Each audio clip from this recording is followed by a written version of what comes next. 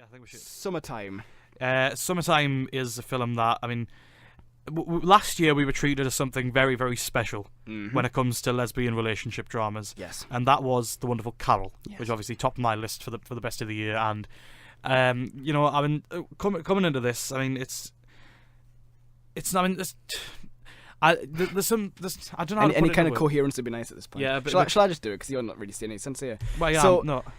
It's the whole thing's like 70s liberation movement. Yeah, isn't but it? it's basically a young woman she's like a farmhand. She's sort of she's the imperious one on the farm now because her dad's getting old and her mother can't really help out too much. So basically, she's the one doing that, and she moves to Paris to get away from that. And by chance, he runs into a leader of this feminism movement, who are militant feminists who just wanted to get rights and stop having women treated as objects, essentially. Yes. And they bump into each other, and Delphine starts to go into these feminist meetings and gets sort of entranced with her, and they slowly fall in love. However, Delphine's father passes away and she has to go back to the farm, and Carol, the feminist leader, has to go back to, well, she goes back to the farm because she's deeply in love with Delphine, and it goes from there. And it's the sort of how lesbians were treated in that time, and sort of the standards of what people expected on the farm community, I suppose how it is. And it's, I mean, I know you're not really struck on it, were you? I mean, I thought it was fine. Like, yeah, you kind of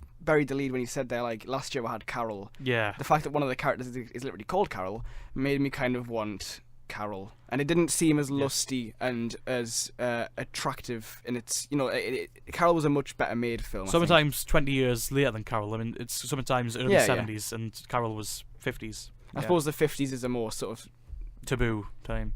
But no, I just mean like well, I mean, acceptance for this sort of movements were a lot. I mean, it was starting to go into prominence in the early 70s, wasn't it? So what I mean is that Carol is a more sort of beautifully aesthetically shot film. I mean, it's in the 50s. It's in the 50s New York. This is in a 70s farm, France. It's not like the most attractive looking film. I didn't really feel the love that much. I didn't really get sucked in that much as I did with Carol. I just thought it was a bit standard. It's sort of, I kind of I guessed everything that happened, and I wasn't that taken by it. But what did you think? Well, I mean, I just feel like it's a film that, while the plot obviously it's quite standard at times, but I feel like it has that incredibly, you know, prescient leads of the trio, you know, the three of them together. I mean, I think they all work so well. I mean, Delphine, who's played by Izïa Higelin, and she's basically, I mean, she's a singer turned actress, so she's not primarily an actress, and her relationship with Carol, who's played by a Belgian actress called Cécile de France,